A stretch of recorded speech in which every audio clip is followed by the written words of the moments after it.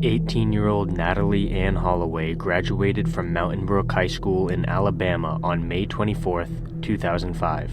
Several days later, she left on a trip to Aruba to celebrate her graduation. In a cruel twist of fate, this celebration would turn out to be the end of her life.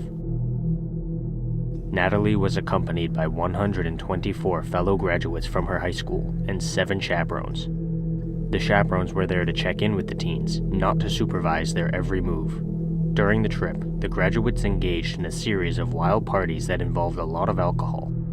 The Holiday Inn they were staying at even told them that they weren't welcome back the next year.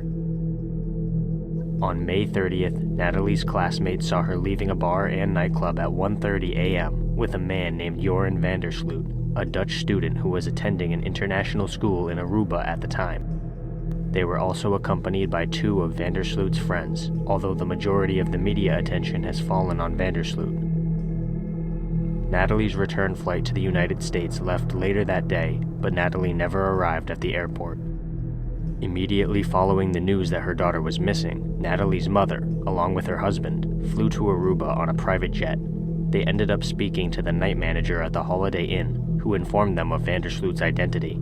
Accompanied by 2 policemen, they went to van der Sloot's house. He initially denied knowing Natalie Holloway by name, but eventually admitted to driving Natalie to the California lighthouse area of Arashi Beach because she wanted to see some sharks. This story was corroborated by one of his friends. He claimed that he then dropped her off at the hotel at around 2 a.m. He also claimed that a dark man in a black shirt approached Natalie as he was driving away. The search and rescue operation for Natalie was extensive to say the least. Hundreds of volunteers from the United States and Aruba joined the effort. 50 Dutch Marines conducted a search of the Aruban shoreline. Aruban banks raised $20,000 to help with the search, and the Aruban government even gave thousands of civil servants the day off to join the search.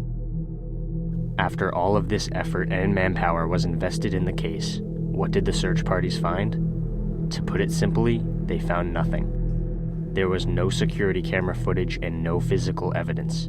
A blood sample in the car that Natalie had been in the day of her disappearance was tested and determined to not be her blood. Over the years, several arrests have been made in relation to Natalie's case, but none of them have ever been proven beyond any reasonable doubt to be truly guilty of the murder. Nick John and Abraham Jones, 2 former security guards from a nearby hotel, were arrested on suspicion of kidnapping and murder.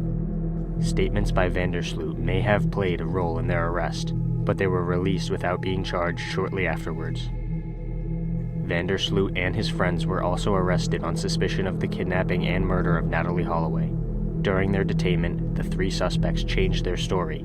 They alleged that Natalie and van der Sloot had been dropped off near a Marriott Hotel beach, and van der Sloot had proceeded to leave Natalie on the beach without harming her. At a later point in time, van der Sloot changed his story yet again, this time stating that he was dropped off at home and his friends drove off with Natalie. It is widely believed that this 3rd story is utter nonsense that van der Sloot was trying to use to screw over his friends and save his own skin. Regardless, all 3 men were released from custody, van der Sloot being held 60 days longer than his friends. All further search efforts have proven fruitless. A gardener told the police that he saw van der Sloot acting suspiciously near a small pond at a racket club, but nothing was found from that tip. A jogger claimed that he saw some young men burying a blonde woman in a landfill, which was searched with cadaver dogs to no avail. A piece of duct tape with strands of blonde hair was found, but DNA testing proved that the hair did not belong to Natalie. A search of van der Sloot's home was conducted by Dutch authorities, but nothing was uncovered. His friends, the Kalpoes, had their family residence searched as well, again resulting in no evidence. In 2007, van der Sloot and the Kalpoes were arrested for a second time, this time for manslaughter in relation to Natalie's case. They were released from custody yet again due to a lack of evidence. In 2010, van der Sloot offered to reveal the location of Natalie Holloway's body in exchange for an advance of $25,000 against a total of $250,000. The FBI was notified about the offer and van der Sloot received the advance. He then gave the Holloway family an address, which turned out to be a false piece of information. The house that he claimed Natalie's body had been dumped in had not even been built at the time of her disappearance. Vandersloot was arrested for extortion and wire fraud. On May 30th, 2010, exactly 5 years since Natalie's disappearance, a 21-year-old business student named Stephanie Ramirez was reported missing in Lima, Peru. She was found dead in a hotel room that was registered in Vandersloot's name 3 days later. He was arrested and extradited to Peru. Peruvian police stated that Vandersloot confessed to the murder of Stephanie Ramirez and claimed that his motive was pure rage. He said that Stephanie had accessed his laptop without his permission and found information that linked him to Natalie's death. He also told the authorities that he knew where Natalie's body was and offered to help the Aruban police find it. However, the investigation into Stephanie's death in Peru did not extend to Natalie's death in Aruba, meaning that these claims did not lead anywhere. In November of 2010, tourists discovered a jawbone on a beach in Aruba. Preliminary examination determined that the bone was from a young woman. Part of this bone was sent to The Hague for further forensic testing. Almost a week later, an Aruban man named Taco Stain announced that, based on dental records, the bone did not belong to Natalie, and it was actually impossible to determine whether the bone belonged to a man or a woman. In 2016, Natalie's father hired a private investigator named TJ Ward to go through all of the evidence in the case. This search led to an informant named Gabriel, who said that he had been one of Vandersloot's friend's roommates. This friend was not one of the ones who had been arrested alongside Vandersloot. Gabriel claimed that his former roommate had been told about Natalie's fate. This information allowed TJ to find a set of bones in 2017. However, after DNA testing was conducted on the bones, it was determined that only one piece of them belonged to a human, and that human was not Natalie. As if this case didn't already have enough sickening twists and turns, the roommate that Gabriel had mentioned was stabbed to death by a woman he had tried to kidnap in 2018.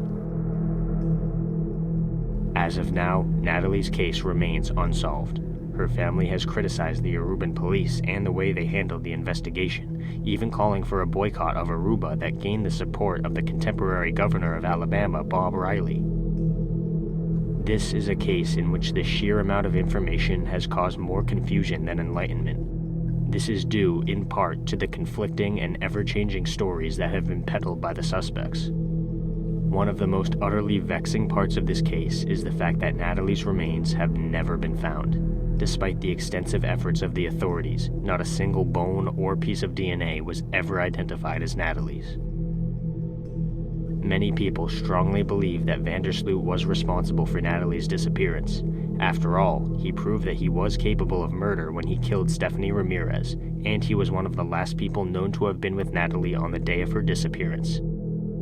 Other people believe it's possible that Natalie died as a result of a drug overdose or alcohol poisoning, and Vandersloot simply hid her body to avoid being implicated in her death. Unfortunately, we will most likely never know the truth for certain. We can only hope that people like Vandersloot receive the justice they deserve sooner than he did.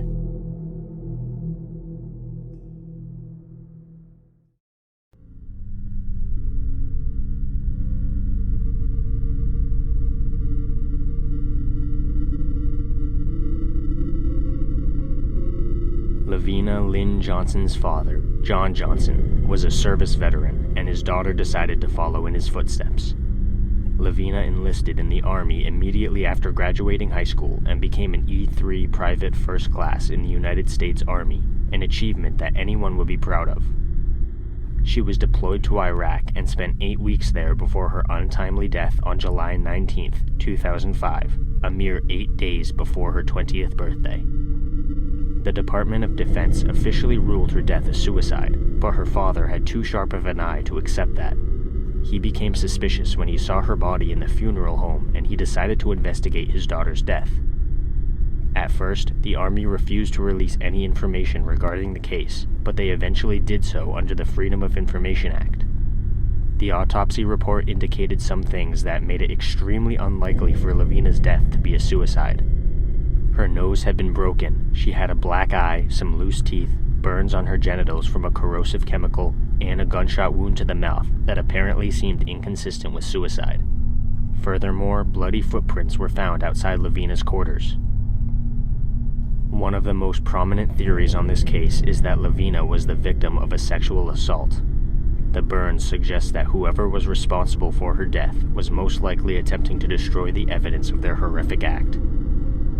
Unfortunately, the Chief of Public Affairs for the United States Criminal Investigative Command for the Army has said that the case remains closed as far as they are concerned. An online petition was created at one point to launch a new investigation on Lavina's death, but the petition closed in 2008. In 2011, the Cold Case Investigative Research Institute chose Lavina's case as their case for an investigation. They neither agreed with nor disputed the Army's findings. The unfortunate truth is that we will most likely never see justice in this case, which is gut-wrenching for Lavina's family. In 2010, a documentary about her family's struggle for justice was made, showcasing the reality of their situation, although I'm sure the film could never possibly portray the emotional turmoil perfectly. The most we can do is keep Lavina's memory alive and continue to push for justice, not only in this case, but in any case that seems suspicious. One thing we can say for certain is that Lavina was a true American hero, and thinking about her case makes my blood boil.